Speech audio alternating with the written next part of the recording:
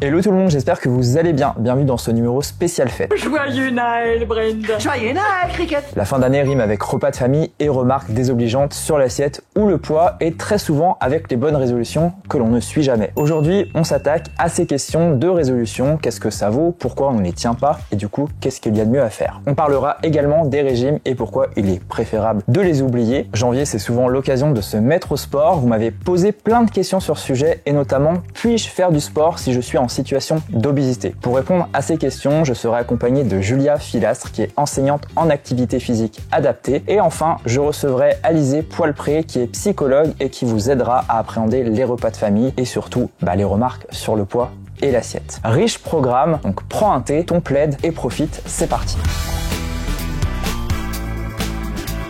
Beaucoup de personnes se mettent au régime à la rentrée, très mauvaise idée. Il y a une étude qui est à prendre avec des pincettes qui montre que 80% voire 95% des personnes reprennent du poids 2 à 5 ans après avoir terminé un régime. Étude à prendre avec des pincettes parce qu'on ne suit pas réellement les patients jusqu'au bout, il y en a qui quittent le circuit de l'étude, etc. Néanmoins, de ce que je vois en consultation et ce que voient mes collègues également, il y a souvent une reprise de poids. Pourquoi? C'est une question d'effet yo-yo très souvent. L'effet yo-yo, pour l'illustrer, on va essayer d'imaginer des petits ballons. Ces petits ballons, en fait, ce sont vos cellules graisseuses. Quand vous allez faire un régime, vous allez exercer un déficit calorique qui est souvent un petit peu extrême. Je parlerai des conséquences juste après. Quand vous faites ce régime, en fait, ces petits ballons qui sont remplis de graisse, vous allez les vider. Le problème, c'est que ces petits ballons ne disparaissent pas. Le seul moyen de supprimer les cellules graisseuses, ça serait la liposuction. Il y a peut-être mieux comme solution. Le poids est la conséquence de plusieurs facteurs. Quand on fait un régime, on s'attaque uniquement au poids et pas aux problèmes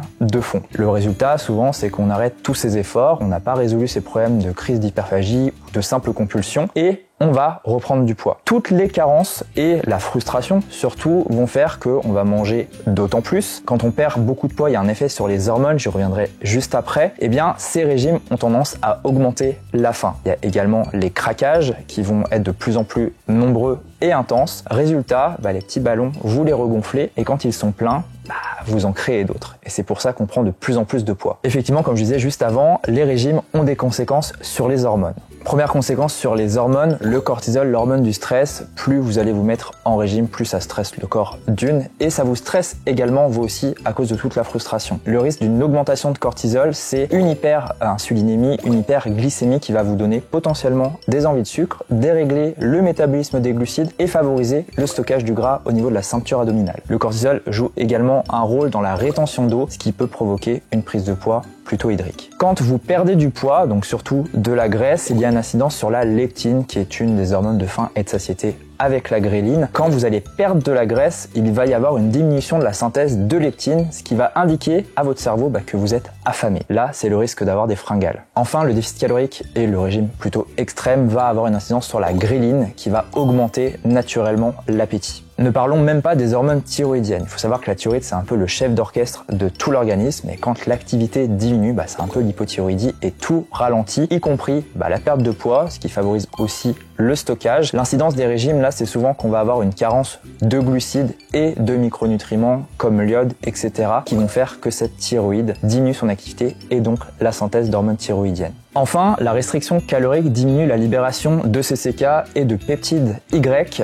Pourquoi? Parce que tout simplement, ces hormones-là sont sécrétées par la présence d'aliments dans l'intestin. Tout ça, ça a un effet sur les sensations de satiété qui sont du coup diminuées. L'autre effet pervers des régimes, c'est souvent qu'ils vont diminuer la masse musculaire. Rappelez-vous, j'en parle dans mon podcast que vous pouvez trouver en lien dans la description. Je parle de ma recomposition corporelle et de l'erreur que j'ai fait avant de tout réduire. Effectivement, quand on limite les protéines, qu'on se surentraîne, etc., il y a un risque de fonte musculaire et qui dit moins de masse musculaire dit chute du métabolisme. Donc en général, quand on fait un régime assez draconien, on a tendance à plus perdre de muscles, d'eau que de gras, malheureusement, et tout ça a une incidence sur le métabolisme. Là, vous allez me dire, peut-être qu'il y a un régime qui est un peu plus favorable que les autres. J'ai envie de vous dire que c'est un peu tous les mêmes. Que ce soit le régime cétogène, on va consommer beaucoup plus de graisse et de protéines au détriment des glucides que l'on limite beaucoup et qui peuvent induire des troubles alimentaires et des pulsions sucrées notamment. Que ce soit le jeûne intermittent où on réduit la fenêtre de prise alimentaire, ce qui induit un déficit calorique. En fait, c'est tout pareil. Le point commun de tous ces régimes, c'est le déficit calorique. Que vous supprimiez les protéines, les lipides, les glucides, c'est un peu toujours pareil. Il est essentiel d'équilibrer tout ça. C'est pour ça qu'on conseille d'être accompagné par un diététicien nutritionniste. Aussi, comme je l'ai déjà abordé dans la première émission, on ne choisit pas forcément son poids et parfois il y a un travail à faire là-dessus. Donc effectivement, si on est dans une famille de personnes en surpoids ou en obésité, il y aura beaucoup plus de difficultés. Ce n'est pas insurmontable, mais parfois il faut aussi accepter de ne pas avoir un poids rêvé, mais d'avoir un poids d'équilibre. Pour rappel, le poids d'équilibre, c'est le poids qu'on conserve le plus naturellement possible, donc sans déficit, sans aller 3 fois par jour à la salle de sport, sans compulsion alimentaire ou troubles alimentaires, à quelques kilos près qui sont dus à de la rétention d'eau, à des mouvements d'eau la plupart du temps à cause des règles, de la chaleur, etc. Il faut vraiment voir le poids comme une bouée. Quand vous voulez immerger une bouée dans l'eau, il faut constamment exercer une pression. Le poids, c'est exactement la même chose. Si vous voulez descendre à un poids rêvé, il faudra toujours exercer un contrôle alimentaire, contrôler les quantités, contrôler l'activité physique, etc. Ça, c'est uniquement si vous voulez arriver à votre poids rêvé. Pour le poids d'équilibre, quand vous vous rapprochez de vos sensations au plus près, que vous faites du sport plaisir, que vous gérez le stress, etc. En fait, on arrive à maintenir un poids qui est le nôtre, que l'on ne décide pas forcément, beaucoup plus facilement. Encore une fois, tout est possible, on peut avoir un poids rêvé. La question à se poser, c'est est-ce que ça vaut le coup, et notamment sur la santé physique comme la santé mentale. Donc là, vous allez me dire, si je peux pas faire de régime, comment je perds du poids? Donc effectivement, pour perdre du poids, il faut forcément un déficit calorique. Mais la première des choses à faire, vraiment, c'est de trouver la cause de la prise de poids, et pour ça, je vous invite à regarder l'émission 1 que vous avez peut-être ratée. Et l'idée, surtout, c'est de se faire accompagner par un professionnel de santé, un diététicien qui pourra vous faire un plan alimentaire si vous êtes plutôt dans ce contrôle-là tout en apprenant à être flexible, ou un diététicien qui est plutôt orienté vers la psychonutrition pour vous apprendre à réécouter vos sensations de faim, de rassasiement et travailler sur l'humain plutôt que sur le poids. Vous le savez, je suis diététicien et le premier motif de consultation est la perte de poids, même si un diète est fait pour faire plein d'autres choses. Souvent, au mois de janvier, c'est la prise de rendez-vous un petit peu compulsive parce que la motivation, c'est de perdre du poids. Ça, c'est une erreur, malheureusement. Pourquoi? Parce que quand on focalise uniquement sur le poids, on va droit dans le mur. Je vous donne un exemple. Prenons Manon qui veut perdre 10 kilos. Elle va focaliser uniquement sur le résultat. Sauf que Manon, elle a des problèmes au travail, elle a du mal à gérer son stress, du coup, en fin de journée, elle va compulser sur des aliments réconfort, gras, sucrés, etc. Elle sort beaucoup, elle a du mal à se remettre au sport parce que, par exemple, elle a été un petit peu traumatisée, comme beaucoup de personnes, par les cours d'EPS, et c'est un petit peu compliqué pour elle. Elle va mettre en place des choses et par contre, si le poids ne bouge pas et qu'elle voit que ça, elle va abandonner très vite. Moi, je le vois très souvent dans mes consultations. J'ai une approche plutôt psychonutrition, donc je parle beaucoup de motivation intrinsèque, de motivation pérenne, et tout le travail que je fais avec les patients de réapprendre à se connaître, de comprendre pourquoi on en est arrivé là, sans se fustiger, à apprendre à reconnaître ses sensations de faim, de satiété, d'émotion. Tout ça, ça prend du temps et c'est un temps nécessaire avant de pouvoir éventuellement perdre du poids. Et la conséquence, le plus souvent, même si je travaille sur la motivation,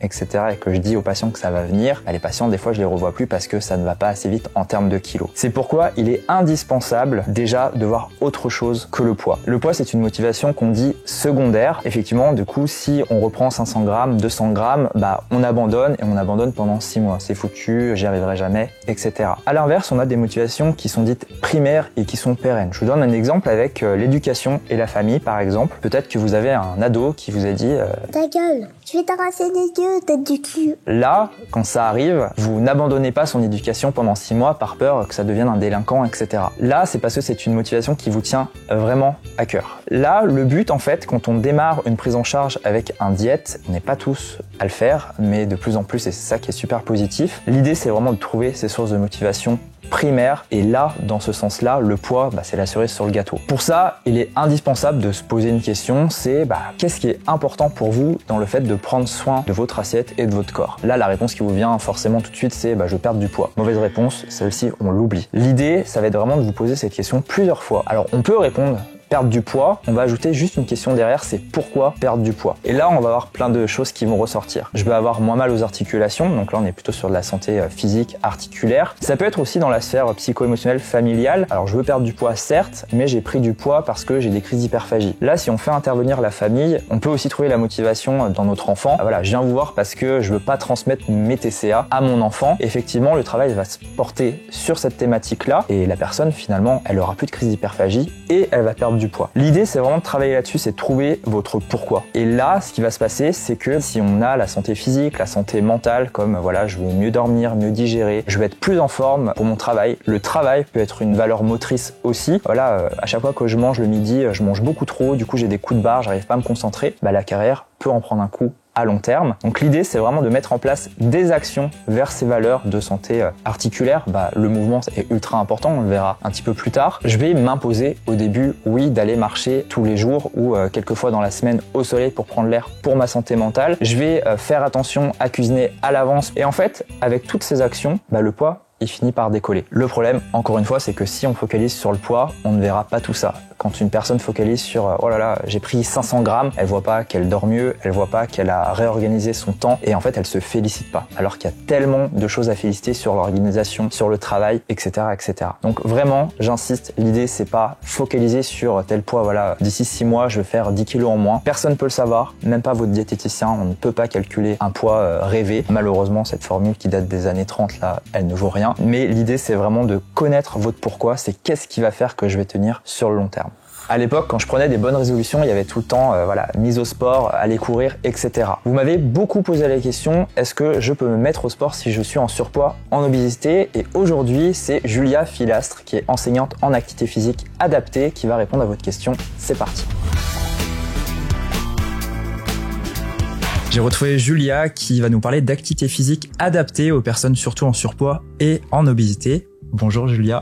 Bonjour. Merci d'avoir accepté mon invitation. Avec Est-ce que grand tu plaisir. peux te présenter? Donc, je m'appelle Julia, j'ai 24 ans, je suis enseignante en activité physique adaptée. J'ai été diplômée à Bordeaux en 2021 et maintenant je suis sur Toulouse pour une poursuite d'études. Ok, en diététique. C'est ça. Très bien. Une enseignante en activité physique adaptée, c'est quoi? Alors, le terme est un peu barbare, mais finalement, c'est pas si compliqué. Donc, enseignante en activité physique adaptée, c'est en fait prendre une activité physique, venir l'adapter à une personne, un profil, pour que la personne puisse vraiment s'épanouir dans la pratique et qui fait partie d'une prise en charge globale pluridisciplinaire. Là, si je t'écoute, en fait, j'ai l'impression que c'est comme un coach. C'est quoi la différence vraiment? La différence entre un coach et donc un enseignant en activité physique adaptée, ça va d'abord être que l'enseignant en activité physique adaptée, il travaille sur prescription. Ok.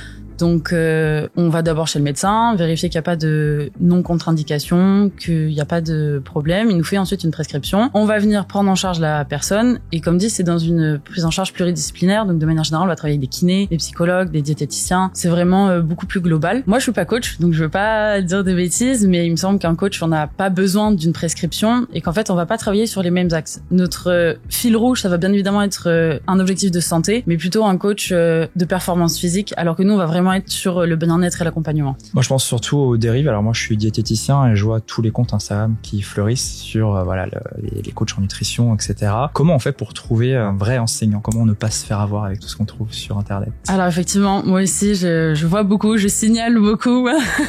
Et il y a plusieurs possibilités. Tout d'abord, vous pouvez demander de voir le diplôme ou la carte professionnelle. Si la personne ne peut pas vous la présenter, vous pouvez aller sur le site de l'EAPS. Je vous mettrai le lien en description dans la bio. Où en fait, vous pouvez taper le nom et le prénom de la personne que vous avez en face. Et là, vous pourrez directement voir si la personne a une carte professionnelle. Et ensuite, pour les enseignants à pas, vous pouvez, si vous trouvez pas ou que vous avez peur de vous tromper, vous pouvez aller directement sur le site de la SFPAPA, qui là donc est la Société française des professionnels de l'activité physique adaptée. Petit peu long. Aussi. Oui. Mais voilà, au moins c'est vraiment des sites gouvernementaux sûrs où tout est référencé. Tu me disais qu'il fallait une prescription. Est-ce que tout le monde peut en avoir une? Est-ce qu'il y a des profils particuliers? Qu'est-ce que tu vois le plus en... Effectivement, il y a des profils particuliers, c'est-à-dire qu'on va plus être sur les personnes qui vont avoir des ALD, donc des affections de longue durée, des maladies chroniques, des déficiences physiques ou mentales. Après, une personne qui va être effectivement en surpoids ou obésité, c'est une personne qu'on peut prendre en charge, puisque du coup, il va y avoir tout un accompagnement en fait, et là justement, on va pouvoir avoir une prescription pour du sport adapté. Vu que c'est sur prescription, du coup, il y a un remboursement, il y a quand même une part à régler. Alors ça dépend en fait. Je sais qu'il y a des villes où il y a des subventions, donc suivant le centre où vous êtes, si le centre a fait la démarche, il y aura une subvention, donc vous payerez moins cher. Malheureusement, si vous allez chez un enseignant à pas qui a monté sa propre structure, son cabinet, il y a peu de chances que vous soyez remboursé. Donc effectivement, il va falloir prendre en charge cette dépense. Après, voilà, comme dit, faut se renseigner, faut voir le parcours de soins qui est proposé et il y a des remboursements qui existent. Donc on parlait justement des personnes en surpoids, en obésité. Moi, la question qu'on me pose le plus souvent, alors c'est soit la question est-ce que je peux faire du sport quand je suis en surpoids, en obésité, et il y a aussi directement, moi, quand on a des personnes qui sont en forte obésité, ils viennent me voir, c'est tout de suite, voilà, je peux pas faire de sport. On en est où sur cette question du coup? Stop. Vraiment, c'est vrai. Enfin, moi aussi, j'entends beaucoup ça de ah mais je peux pas faire ça parce que j'ai ça. Enfin, beaucoup de problèmes qui au final peuvent être surmontés. Effectivement, nous on prend en charge des personnes dans des centres d'obésité où il y a de l'activité physique adaptée et ben voilà, en fait ça va vraiment être adapté à un profil, à une personne. Bien évidemment, mais mettez-vous au sport, c'est votre corps qui vous remerciera et il faut le faire. Donc là, pour une question de santé, finalement, santé physique comme santé mentale, très souvent dans mes consultations, j'ai parfois des personnes au téléphone. Voilà, à quoi je dois m'attendre si je viens vous voir. Une séance avec un enseignant, ça ressemble à quoi? Alors si on part sur une première séance, on va d'abord avoir toute une étape de discussion, de questionnaire avec la personne pour vraiment connaître ses motivations, ses envies, son environnement familial, ses expériences, tout ça. On va vraiment venir adapter avec tout ça. Et parce qu'on va pas prendre une personne en lui disant tu vas faire 5 séances alors qu'en fait elle est pas du tout disponible, elle a un travail très prenant, des enfants. On va vraiment venir adapter tout ça. Ensuite une séance, ça reste une séance d'activité classique, j'ai envie de dire, dans le sens où il va y avoir un temps d'échauffement, un temps de pratique. Après on va faire un retour sur la séance et quelques étirements, ce qu'on appelle un retour au calme en fait. Okay. Et donc c'est là où on va venir débriefer tout ça de la séance, qui a plu, ce qui a pas plu, les points forts, les points faibles, et donc potentiellement améliorer pour la fois d'après. Là tu me parles d'activité physique. Alors moi, de ce que j'avais appris il y a très longtemps, voilà, c'est soit la natation, soit le vélo, soit la marche ou voire la course à pied avec beaucoup de limites. Tu me dis activité physique, mais est-ce que les patients choisissent leur activité? Comment ça se passe? Alors ça pareil, ça va dépendre. Effectivement, ça c'est des sports un petit peu génériques, c'est-à-dire que quand je vous dis course à pied, de manière générale, tout le monde sait de quoi je parle. Il n'y a pas besoin d'énormément de matériel, donc si vous débutez, c'est quelque chose qui va être facile à mettre en place. Donc les personnes en surpoids, en obésité peuvent courir de manière adaptée, bien évidemment. Tout le monde peut tout faire de manière adaptée. Donc ça, c'est effectivement donc des sports génériques. Maintenant, non, moi vous venez me voir, vous me dites Julia, j'ai envie de me remettre à l'activité. Ok, qu'est-ce que vous aimez? Qu'est-ce qui vous plaît? Plutôt des sports collectifs, plutôt des sports individuels? Qu'est-ce qu'on va pouvoir mettre en place? Quel est le matériel que vous avez soit à la maison ou moi sur place? Qu'est-ce que j'ai pour qu'on puisse travailler ensemble? Donc en fait, oui, on va proposer ces sports-là de manière facile. Mais à côté de ça, je peux vous proposer du tennis de table adapté, je peux vous proposer de l'escrime adapté. Enfin, ça peut vraiment être tout et n'importe quoi. On fait bien du rugby fauteuil, on fait plein de sports. Il faut vraiment pas les négliger puisque c'est justement dans une pratique que vous aimez, que vous avez envie de faire, que vous allez vous épanouir. Et être assidu surtout. J'aime beaucoup le discours. Je vois beaucoup sur les réseaux sociaux de personnes en surpoids, voire en forte obésité, faire du crossfit. Moi, de ce que j'ai vécu lors de ma première séance, j'y suis pas retourné, vraiment. J'ai souffert. J'ose même pas imaginer les articulations qui subissent déjà une pression à cause du poids. Qu'est-ce que t'en penses de cette pratique-là? Ce que je pense de cette pratique, c'est que c'est une pratique qui demande énormément de technique. D'abord, il y a des mouvements qui sont parfois difficiles et souvent les personnes vont vouloir charger une barre avant de pouvoir de savoir bien la manier, de bien savoir comment est-ce qu'on met l'angle des pieds, l'angle des mains, les coudes. En fait, tout doit être calculé pour éviter le risque de blessure. Donc moi, c'est pas une pratique vers laquelle j'orienterai de prime abord. Maintenant, dans une poursuite d'activité ou venir bien encadrer, l'adapter à une pathologie, pourquoi pas. Maintenant, commencer directement dans une salle de CrossFit, c'est pas ce que je conseillerais dès le début. Donc, si je comprends bien, on peut venir dans un cabinet et faire une mini séance de CrossFit en décortiquant les mouvements, en les travaillant, en faisant une séance au ralenti pour pouvoir y aller ensuite. Pas forcément au ralenti, puisque c'est pas, je dis pas qu'il faut faire lentement les mouvements, mais je dis surtout de bien les appréhender, savoir connaître toute la théorie avant de vraiment se mettre dedans, puisque voilà, comme dit, le CrossFit, ça regroupe énormément de qualités physiques. C'est-à-dire qu'il faut avoir de la force musculaire, une capacité pulmonaire, il faut être rapide, tonique. C'est pas des choses qui s'acquièrent en 2-3 jours. Ça demande vraiment plusieurs entraînements. Et là, c'est l'occasion de rappeler que le corps doit s'adapter et que on ne peut pas, dans tous les cas, qu'il y ait de problème de poids ou pas, espérer courir 15 km à la première sortie de running. Et j'en profite pour rebondir. Il y a beaucoup de personnes qui me demandent quand elles me voient courir, voilà, j'aimerais courir, mais je peux pas, voilà. Ça serait quoi la toute première séance que tu proposerais de façon générale? Toute première que je proposerais, ce serait de commencer par du fractionné. En fait, du marché-course ou tout simplement marche rapide, marche lente, puisqu'en fait, ça va permettre de venir commencer par muscler le cœur, le plus important évidemment, et ensuite de voir des efforts de voir des évolutions assez rapides. C'est-à-dire qu'on va commencer par peut-être 2 minutes de course, 2 minutes de marche, mais très vite, on va pouvoir diminuer le temps de repos et augmenter le temps d'effort. Donc ça, c'est quelque chose qui permet d'avoir des résultats assez vite. Et donc, travailler sur l'estime de soi de la personne, la motivation, c'est hyper important aussi, à prendre en compte dans la prise en charge. Tu disais tout à l'heure, effectivement, que souvent les personnes veulent en faire beaucoup trop tout de suite. Est-ce qu'il y a une quantité, quand est-ce que le sport ça devient trop en fait? Je dirais que le sport ça devient trop quand on pense plus qu'à ça. Dans le sens où en fait c'est bien de vouloir faire le premier pas et de se mettre au sport. Maintenant il faut pas vouloir faire des miracles sur une semaine et au final tout arrêter la semaine d'après. C'est vraiment la continuité, l'assiduité qui va faire qu'on va avoir des résultats et que ça va perpétuer. Trop de sport, je dirais que ça dépend vraiment du profil encore une fois. On va avoir des personnes qu'on va voir 2 fois par semaine. Il y en a d'autres on va le voir 4-5 fois où on va justement en fait sur la semaine jouer sur différentes intensités, tout ça. Maintenant, ce qui est sûr, c'est qu'il faut garder des temps de repos. Donc, quelqu'un qui s'entraîne tous les jours, non, c'est pas ce que je conseillerais. Maintenant, je dirais qu'il faut avoir au minimum 1 à 2 jours de repos. Le repos, c'est quand même très important. C'est là où votre corps, il se régénère, les muscles se refont et c'est vraiment pas une période qu'il faut négliger. Si une personne devait se remettre au sport, là, au mois de janvier, tu conseillerais combien de séances en termes de durée? Alors, j'ai beaucoup de personnes qui me suivent et qui veulent se mettre à la course à pied. Ça serait quoi l'idéal? L'idéal, je dirais que ce serait de commencer par 2 séances par semaine, en alternant marche-course si on est vraiment sur un niveau débutant, et d'augmenter progressivement diminution des temps de repos, augmentation des temps d'effort. Et ensuite, si la personne se sent bien, a suffisamment de repos. En respiration, etc. aussi, je suppose. Bien sûr, il faut qu'une personne puisse continuer à parler sur ses temps de repos. Il faut pas que la personne soit complètement essoufflée, puisque là aussi, du coup, on va avoir un temps de récupération qui aura besoin d'être plus long. Donc si la personne commence là en janvier, commencer par marche-course et après 2-3 mois, une fois que les temps d'effort sont vraiment maîtrisés, passer à 3 séances et ensuite potentiellement rester sur 3 séances par semaine, c'est déjà un très bon rythme. Donc on y va crescendo et on n'hésite pas à rester sur une marche d'escalier pour pouvoir se donner de l'appui pour les prochaines. Bien sûr. Mon avis, c'est que en fait le sport c'est tout un équilibre de vie. Si c'est pas quelque chose qu'on a l'habitude de faire, il va falloir venir l'inclure dans son quotidien. Au début, ce sera considéré comme une corvée jusqu'à ce qu'en fait ça devienne une habitude et que le corps s'habitue et que ça devienne un peu comme quelque chose dont on peut plus se passer parce qu'il y aura beaucoup d'effets bénéfiques et de résultats attendus que du coup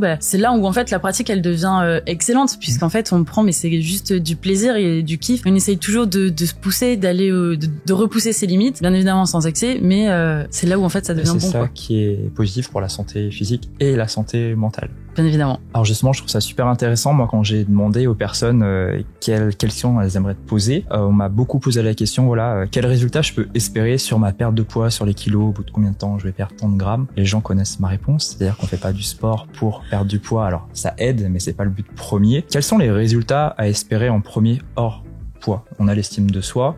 Qu'est-ce qu'il peut y avoir d'autre de Tout positif? d'abord, après une séance, on va avoir le corps qui va se mettre dans une phase de récupération en relâchant des endorphines, de la dopamine parce qu'on va être satisfait de l'effort qu'on a fait. Donc d'abord un état de relaxation bien-être. Du coup, ça va avoir un effet sur le sommeil. De manière générale, on dort mieux après avoir fait un effort. Même avec 2 minutes de sport, on peut avoir cette estime, etc. qui augmente. Bien sûr, prenez quelqu'un qui a été alité, qui vient de se faire opérer, qui est resté pendant 1 mois assis, de pouvoir marcher rien que 2 minutes, ça peut être un effort incroyable. Même nous, parfois, je vois quand les étudiants restent assis toute une journée, juste d'avoir 15 minutes de pause, on est super heureux. Donc, faut vraiment pas négliger le moindre petit effort, mais il faut rester constant, assidu. Et voilà, donc du coup, je reprends sur le sommeil. Comme quoi, on va avoir des effets sur le sommeil, on va avoir des effets sur l'estime de soi. On est content de l'effort qu'on a fourni, du petit pas qu'on a fait et qui deviendra des grands pas par la suite. Ça rejoint un petit peu ce que je vous disais en première partie d'émission, c'est-à-dire que quand on occulte un petit peu le poids, on arrive à avoir tous les effets positifs. L'idée, c'est de s'y mettre. Effectivement, au début, c'est une sortie de zone de confort, mais ça vaut vraiment le coup. Et vous voyez aujourd'hui qu'on peut vraiment adapter l'activité physique en s'entourant. Donc, je parle souvent d'équipes pluridisciplinaires, médecins, diététicien. On a l'enseignement en activité physique adapté aussi, la psychologie. Donc n'hésitez pas de vous entourer. Je vais vous remettre en lien les sites pour trouver tous tes collègues. Bien sûr. Pour que les personnes en France puissent consulter. Merci Julia. Merci beaucoup. Sur mes réseaux sociaux, vous êtes nombreux à me parler de vos craintes vis-à-vis des repas de Noël qui approchent concernant les remarques sur le poids et l'alimentation. Aujourd'hui, j'accueille Alizé Poilpré qui va vous aider à appréhender tout ça. Je crois que ça nous concerne tous. Moi, ça m'est arrivé de nombreuses fois pendant les repas de Noël, ces remarques sur l'assiette. T'es sûr que tu vas vraiment te resservir? T'as pas un petit peu grossi? Toutes ces remarques qui entachent l'estime de soi et qui peuvent avoir des conséquences fâcheuses. Aujourd'hui, je suis avec Alizé Poilpré. Hello. Alizé. Salut. Et on va parler justement des commentaires de la famille, leur impact sur l'estime de soi et du coup comment s'en détacher. Est-ce que tu peux te présenter brièvement? Oui, du coup je suis Alizé Poilpré, je suis psychologue en ligne maintenant à mon compte et globalement je prends plein de choses en charge. Je suis spécialisée en TCC et en addictologie et du coup je suis fortement sensibilisée à la psychonutrition et j'anime d'ailleurs des ateliers sur Toulouse. Et voilà. On rentre dans le vif du sujet. Quels sont les effets psychologiques de toutes ces remarques? Je crois que tu l'as dit, ne serait-ce que dans ton introduction, c'est sur l'estime de soi. Globalement, il faut se rendre compte qu'on construit l'image qu'on a de nous quand on est enfant, adolescent, petit bébé à travers l'image que les autres vont avoir de nous. Du coup, à travers le regard, les commentaires. Donc petit à petit, en fait, je pense que plus on entend des commentaires, plus ça va s'automatiser. On les intègre et puis du coup, ça va créer une image qu'on a de soi, du monde, des autres, de la relation qu'on entretient avec eux. Bon, du coup, clairement, je pense que si on cumule dans notre enfance des commentaires sur ce qu'on mange, sur la manière qu'on a de manger, sur notre corps, etc., en fait, ça va juste s'automatiser. Ça me fait penser, j'ai beaucoup de patientes en fait qui intègrent le fait, par exemple, qu'elles sont la gourmande de la famille. J'appelle et ça du coup, le jeu des étiquettes. Ouais, alors, exactement. C'est mon étiquette. Et la conséquence, moi, ce que je vois le plus souvent, c'est vraiment, voilà, je suis la gourmande, donc, de toute façon, je vais reprendre la part de gâteau, pensée permissive. Du coup, donc ça, c'est aussi, je pense, une conséquence. Comment on peut se prémunir de tout ça? Je pense que avant de pouvoir réussir à s'affirmer auprès des autres, je pense qu'il faut déjà faire un travail sur soi. C'est un peu cliché de dire que la psychologue, il faut aller voir une psy, mais je pense que c'est assez vrai, ou en tout cas le faire accompagné par des amis ou autres, mais c'est déjà revoir son rapport à l'alimentation, son rapport à soi, que ce soit avec un diététicien aussi, en fait, travailler vraiment tout le rapport qu'on va entretenir, parce que si on n'a pas de prise de distance sur ça, comment on va pouvoir aller après s'affirmer auprès des autres? Donc je pense que c'est vraiment ça, revoir notre rapport à la nourriture et à soi. C'est un peu finalement déconstruire notre identité finalement. Justement, pour déconstruire l'identité, ça serait quoi tes conseils? Souvent, moi, je parle de se détacher un petit peu du corps. Moi, ce que je dis déjà, c'est revoir que notre corps, il est là pour fonctionner, nous porter, nous permettre de les besoins primaires, mais aussi donc de manger finalement. Du coup, de manger, effectivement, de dormir, de faire notre travail, etc. Du coup, c'est revoir à quel point notre corps, est-ce qu'il est fonctionnel ou pas, tel qu'il est. Ça paraît peut-être un peu gnangnan, mais le remercier pour ce qu'il nous apporte, parce que finalement au quotidien, quand on a un corps fonctionnel, il est quand même là. Je crois que c'est aussi un peu faire le point de qui on est. Enfin, je veux dire pas que notre corps, mais on n'est pas qu'un corps et une image, on est des personnes avec des valeurs déjà, des choses qui sont importantes pour nous, des qualités, aussi des défauts, mais je veux dire juste qui on est, qu'est-ce qu'on aime, etc. Je pense que déjà ça va vraiment créer une espèce de socle un peu solide en soi qui fait que on peut s'affirmer. On peut s'affirmer finalement. Après, ouais.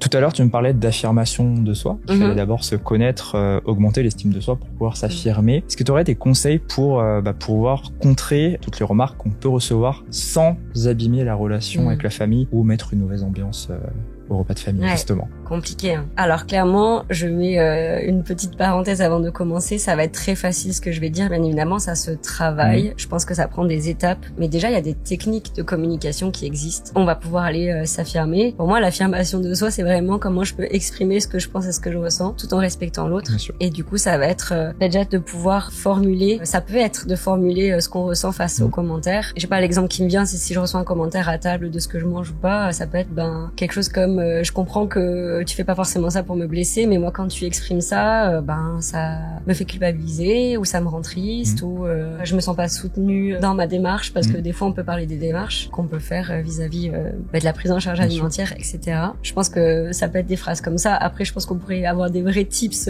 parce que pour Noël, ça va être soit on va nous demander, on va faire un commentaire sur mais si, vas-y mange, parce qu'il y a ça un peu ce truc. Du coup, si tu m'aimes, resserre-toi. Exactement.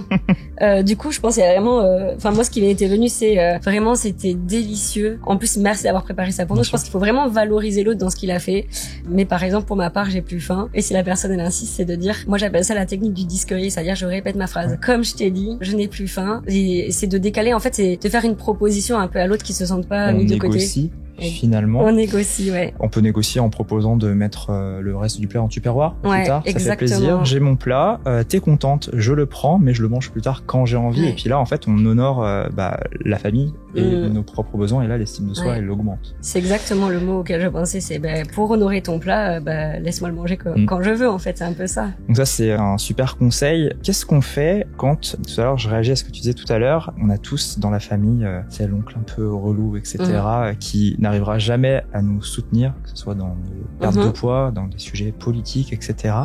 Si tu veux te retrouver dans cette piole de chiasse pour voir comment le ton a malmené, modifié. T'as pas un plan plus à la mort moelle pour les faire en famille comme ça tous ensemble là? Antoine, Non mais je dis pas ça pour t'insulter, oui, mais On entend souvent sur les réseaux sociaux en ce moment, voilà, si ta famille elle est toxique, on la quitte. Qu'est-ce que t'en penses? Je crois que c'est très complexe comme sujet, qu'il y a des gens qui vont être capables de mettre à distance la famille. Je pense que pour ça, il faut aussi avoir construit un socle solide à côté. C'est-à-dire si vraiment on est extrêmement isolé, qu'on est embourbé dans nos liens d'attachement à la famille, qu'ils soient toxiques ou pas, c'est un point de vue très extérieur, mais qui sont quand même là, ça va être peut-être compliqué de tout mettre de côté. Et peut-être que là, on ira vers des techniques de comment trouver des stratégies pour ne pas rentrer dans certains types de conversations, pour peut-être aussi proposer d'autres choses pour partager du lien que les repas. Ça peut être des jeux, des balades, etc. où on va sortir un peu de ça. Et après, ça, je pense que si on veut vraiment couper le lien, ça demande d'avoir un socle un peu solide à côté. En fait, un peu la famille choisie, si on peut dire ça comme ça, qui va nous accompagner là-dedans, parce que c'est quand même un choix mais c'est à faire. faisable et parfois conseillé. Ouais, finalement. Ça peut. Et après, je pense que ça sera jamais extérieur. Enfin, moi, jamais je conseillerais à quelqu'un dans la thérapie en mode quittez votre famille. Ouais, Par contre, si la personne le choisit, c'est de l'accompagner dedans. Après, je pense qu'il y a peut-être des entre-deux aussi. Quand vraiment il y a une toxicité, bien sûr, mais je pense que parfois c'est juste d'accepter que la personne en face, elle fait pas forcément ça contre nous, ou ça ne parle pas de nous. C'est vraiment, ça parle de leurs croyances. À elle. Et j'ai tellement en tête, bien sûr, que les arrière-grand-mères qui ont vécu la guerre, la famine, finir son assiette, ça va être un peu comme une preuve d'amour et c'est en mode, en fait, je te passe le relais de mes croyances parce qu'en fait, je t'aime et que t'es de ma famille et que du coup, je te donne un peu mon package des croyances. Moi, j'appelle ça de l'amour un peu mal dirigé, quoi. Enfin, je crois que des fois, ne serait-ce que d'avoir conscience de ça, de se rendre compte en mode, ça ne parle pas de moi, ce n'est pas contre moi, mais c'est elle. Moi, je trouve que souvent, ça crée un peu un...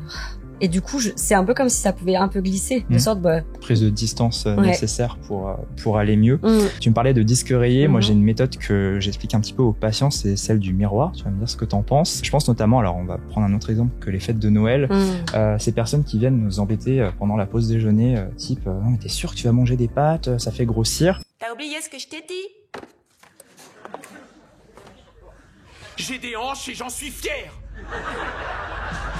Je leur propose de faire vraiment l'effet miroir, c'est-à-dire que pour répondre à ces personnes, on va leur dire j'ai l'impression que tu as un problème sur ton alimentation, que tu as peur des pâtes, est-ce que tu as envie d'en parler? Qu'est-ce que tu en penses de cette technique-là? Je trouve ça intéressant de renvoyer à l'autre. Des fois, ça peut être d'éclaircir en mode qu'est-ce que tu entends par là? Effectivement, du coup, tu trouves qu'il y a un problème avec les pâtes, etc. Et de proposer d'en parler. J'avais un peu ça en tête aussi tout à l'heure que j'avais envie de parler, c'est de renvoyer en disant tiens, je vois que toi, avec l'alimentation, t'es plutôt t'as telle croyance où tu penses ça, du coup moi j'ai d'autres informations, est-ce que tu veux qu'on en parle ou est-ce que je peux te le partager? Mais je trouve que ta technique elle est vraiment chouette parce que du coup ça renvoie un peu à l'autre, ça le fait entendre ce qu'il est en train de dire. Souci, moi je le vois alors plutôt dans un côté malsain, côté un peu vilain, mais le fait est que les personnes n'aiment pas trop parler d'elles et quand on insiste là-dessus, ça peut permettre aux personnes d'arrêter de faire des commentaires. Moi, je le vois plutôt comme ça. Pour conclure, est-ce que tu aurais 3 tips à nous donner pour survivre au repas de famille? On a beaucoup parlé d'affirmation de soi et de commentaires et quoi dire. Je pense que peut-être c'est de le préparer en avance, c'est-à-dire quand on est dans l'émotion, on a beaucoup plus de mal à raisonner, à faire des choses. Donc ça peut être soit s'entraîner, en vrai, que ce soit avec un thérapeute parce que on appelle ça du jeu de rôle, voilà, mais même avec des amis et de s'entraîner jusqu'à ce qu'on se sente à l'aise. Mais ça peut être aussi d'en parler avant, en amont de Noël, en disant voilà, souvent on parle de ce qu'il y a dans l'assiette. J'aimerais bien qu'on en parle parce que moi ça me met mal à l'aise et comment on peut éviter ça. Donc ça c'est vraiment la technique de communication, mais chacun son niveau et on n'est pas obligé de le faire à chaud. Je trouve qu'il y a vraiment des tips très concrets de faire des pauses à table, en fait, sortir un peu de cette frénésie, se recentrer. Ouais, c'est ça, respirer en mode je pose mes couverts, je me ressens, je respire, comment je me sens, j'en suis où de ma satiété, ma faim, etc. Je crois se servir soi-même aussi. Des fois, c'est peut-être un tips bête, mais c'est de l'affirmation de soi finalement. Oui, aussi. Mais au lieu d'être que dans la communication, l'affirmation de soi, c'est aussi dans nos actions, je trouve. Du coup, ça va être peut-être préparer certains repas et se servir en plus de comment je peux communiquer avec l'autre, en fait. Aussi comment créer du lien autrement que autour des repas, parce parce que je crois que en famille, en France, il y a vraiment un truc autour du lien dans les repas et c'est super parce que c'est important, ça fait partie des 3 piliers de l'alimentation, créer du lien. Mais je crois qu'en fait, on peut aussi créer du lien autrement et du coup, c'est comment aussi peut-être être gage de proposition est-ce qu'on n'irait pas se balader, est-ce qu'on n'irait pas faire un jeu, est-ce qu'on n'irait pas sortir un peu des repas de Noël. Top. Merci beaucoup, Alizée. Merci à toi. Je rappelle qu'on peut retrouver tes ateliers sur Internet. Je mets le lien en description juste là. J'espère que ces conseils vous aideront à aborder les repas de famille avec plus de sérénité. En tous les cas, moi, je vous souhaite de bonnes fêtes et à très vite. Avant de vous quitter, petit exercice. Vous pouvez mettre les réponses dans les commentaires pour voir et vous inspirer les uns les autres. Essayez de trouver votre pourquoi. Pourquoi est-ce qu'au mois de janvier, vous devez commencer à prendre un peu plus soin de votre assiette, de votre corps, etc. En attendant, je vous dis à très vite, passez de bonnes fêtes et prenez soin de vous.